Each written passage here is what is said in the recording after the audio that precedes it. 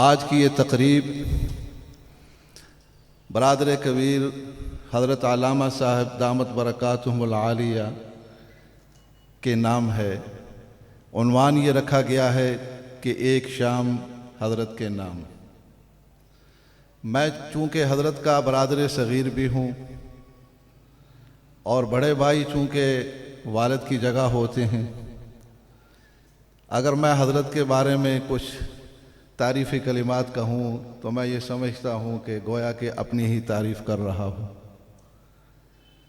لیکن چونکہ زندگی کے اندر کچھ حقائق، کچھ چیزیں ایسی میں نے دیکھی ہیں، تقریباً 57 سال عمر ہو رہی ہے، 50 سال سے زیادہ کا عرصہ میں اپنے بھائی جان کو دیکھ رہا ہوں کہ جہد مسلسل کے اندر۔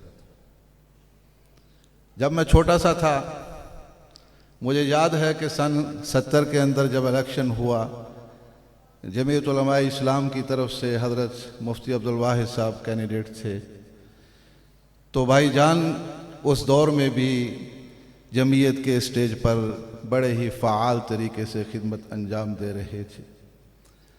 میری عمر اس وقت 5 سال تھی۔ میں نے اس میں بھی دیکھا کہ بڑھ چڑھ کر حضرت نے 70 کے الیکشن میں حصہ لیے۔ اس کے بعد جب 74 کی تحریک ختم نبوت شروع ہوئی تو اس میں بھی حضرت پیش تھے۔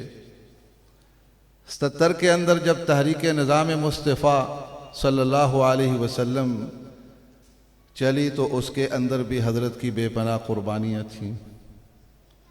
اس کے بعد جنرل ضیاء الحق کا دور ہو یا مشرف صاحب کے ڈکٹیٹر کا دور ہو، اس دور کے اندر بھی حضرت کے قلم نے چلنا بند نہیں کیا۔ جہد مسلسل ہے، وقف املاک کا موضوع ہو، ختم نبوت کا عنوان ہو، مذہبی مسئلہ ہو، سیاسی ہو، دینی حلقوں کو کوئی بھی اضطراب ہو، تو میں نے بھائی جان کو ہر موقع پر پیش ہی پایا۔ یہ حدیث پاک جو میں نے آپ کے سامنے پڑھی ہے کہ رسول اللہ صلی اللہ علیہ وسلم نے فرمایا من شاب شیبۃ فی الاسلام کانت لہ نورا یوم القیامہ، کہ جو شخص جوانی کے اندر خدمت کے لیے، دین کی خدمت کے لیے اللہ کے راستے میں نکلا اور خدمت کرتے کرتے اس نے اپنے بال سفید کر لیے، تو یہ سفیدی کل قیامت کے دن ان کے لیے نور ہوگا۔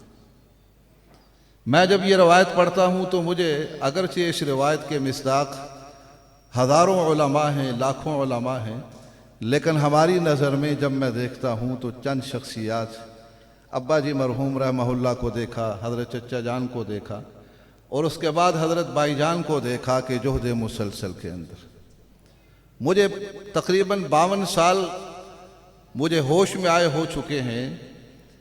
میں یہ کہتا ہوں کہ حضرت کو میں نے کبھی اپنی زندگی میں فضول بیٹھے ہوئے نہیں دیکھا۔ جب بھی دیکھا ہے لکھتے ہوئے، کسی سے ملاقات کرتے ہوئے اور کسی کو جواب دیتے ہوئے، ہر وقت حضرت کسی نہ کسی کام میں مشغول رہتے ہیں۔ اور آپ تو جانتے ہیں کہ بھائی جان وقت کے کتنے پابند ہیں، ایک لمحہ بھی ضائع نہیں کرتے۔ جب یہ حدیث پڑھتا ہوں تو سب سے پہلے جن شخصیات کا تصور میرے ذہن میں آتا ہے ان میں بھائی جان کی شخصیت بھی، بلکہ اور جو روایتیں ہم پڑھاتے ہیں کئی دفعہ، تو آپ حضرات جانتے ہیں کہ ایک ذہنی خاکہ انسان اپنے طور پر ہر شخصیت کا، ہر واقعے کے پس منظر کا قائم کرتا ہے۔ تو مجھے جب کچھ روایات پڑھانے کا موقع ملتا ہے، مثال کے طور پر خیر الکلام ما قل و دل، تو سب سے پہلے جو تصور آتا ہے بھائی جان کا آتا ہے۔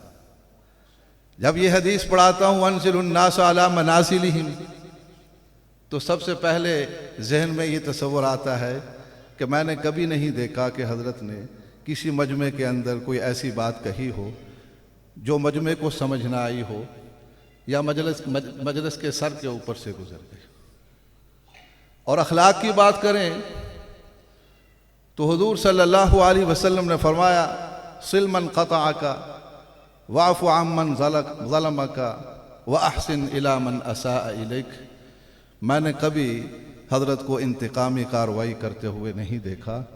जिसने भी जिस अंदाज से भी हज़रत को कुछ कहा, बल्कि मैं तो बसा औक़ात ताज्जुब में आ जाता हूँ कि एक दिन पहले हम सुनते हैं कि फ़लाँ साहिब ने हज़रत के बारे में हरदा सराई की है, तो दूसरे ही दिन हम मोटरसाइकिल के ऊपर हज़रत उनके साथ बैठे हुए हमें नज़र आते हैं।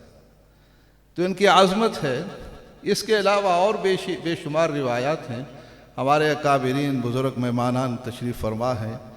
मैं आपसे यही कहूँगा, सबसे पहले तो एक गलत फ़हमी जो फैलाई जा रही है हमारे शहर के अंदर, मुल्क के अंदर, उस गलत फ़हमी को मैं दूर करना चाहता हूँ कि हज़रत वालिद मोहतरम रहमहुल्लाह के बाद हज़रत भाईजान ही हमारे ख़ानदान के सरबराह हैं,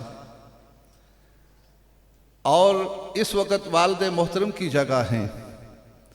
कुछ लोग गलत फ़हमी फैला रहे हैं कि भाइयों के अंदर कोई इख्तिलाफ है, हज़रत के साथ चलने के लिए कोई तैयार नहीं। वल्लाहि लाज़िम मैं बीमार भी हूँ, कई बीमारियाँ हैं और मसरूफ़ रहता हूँ। बड़ी ही दफ़ा मेरे दिल में ये ख्वाहिश और तमन्ना पैदा हुई कि अगर अल्लाह पाक मुझे कोई वसाइल दे दे तो मैं सफ़र व हज़र में हज़रत की खिदमत के अंदर अपने आप को मसरूफ़ अमल कर दूँ। यह आप लोगों को अल्लाह पाक ने एक बहुत बड़ा इनाम दिया है। मैंने तो देखा है कि कोई भी मौजू ऐसा नहीं है जिसके ऊपर हज़रत ने कलम ना चलाया हो। जब भी किसी मसले में कोई परेशानी दरपेश हुई, मैं और आप नहीं बल्कि हमारे बड़े बड़े हजरात ने भी हज़रत की तरफ ही रुजू फरमाया और हज़रत की बात को हरफ आखिर समझा गया। तो मैं ये समझता हूँ कि हज़रत अब उम्र के इस हिस्से में है। अल्लाह पाक ने सारी ज़िंदगी हज़रत से दीन इस्लाम की खिदमत ली। कोई भी ऐसा मौजू, कोई भी ऐसा मसला नहीं जिसमें हज़रत की खिदमत नहीं है। इनकी कदर कीजिए और इनके शाना बशाना चलिए। तारीख़ के अंदर तारीख़ को उठा कर देखें तो कोई भी आपको शायद ऐसी शख्सियत नज़र आए जिसके ऊपर तनकीद न की गई हो। हम लोग इनकलाब और इनकलाबी होने के दावेदार हैं। इनकलाब का क्या माना है? इनकलाब का माना है चेंजिंग, और चेंजिंग होती है हालात के मुताबिक अपने ख्यालात के अंदर थोड़ी लचक पैदा करना। अब ये बात हर कोई आदमी समझ नहीं पाता। हर आदमी अपने जाविये में, अपने दायरे में रहकर सोचता है कि फलां बुजुर्ग ने ये बात कर दी, फलां ने ये कह दिया। हालांकि मेरी तरह उस बेचारे की अकल जो है एक महदूद दायरे में है, उसका काम एक महदूद दायरे का है, वो उनकी बात को समझता ही नहीं। अब बजाय इसके कि उन पर एतमाद किया जाए, उनके ऊपर तनकीद शुरू हो जाती। हज़रत इमाम अबू हनीफा रहमहुल्लाह उलमा बैठे हैं, ज़्यादा बात नहीं करता।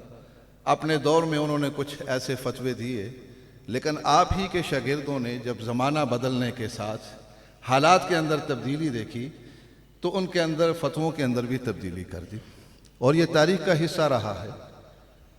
और सियासी मामलात में और आजकल के पुरफितन दौर के अंदर जब मुसलमान चारों तरफ से घिरा हुआ है, ऐसी सूरत हाल के अंदर मुसलमानों को इस भंवर से निकालने के लिए हमारे अकाबिरीन ने जो तरीके इख्तियार किए हैं और जो अपना मौक़िफ़ पेश किया है, हमें पहले उस मौक़िफ़ को समझना होगा।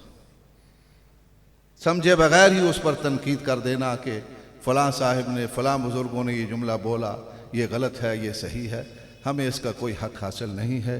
ये हमारे अकाबिर हैं, अल्लाह पाक की दी हुई नेमतें हैं, इनकी ज़िंदगी के अंदर इनकी कदर कर लो।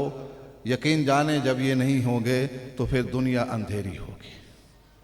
अल्लाह पाक से दुआ है कि अल्लाह पाक हज़रत का साया हमारे सरों पर तादेर कायम रखे, उनकी ज़िंदगी के अंदर खैर व बरकत नसीब फरमाए।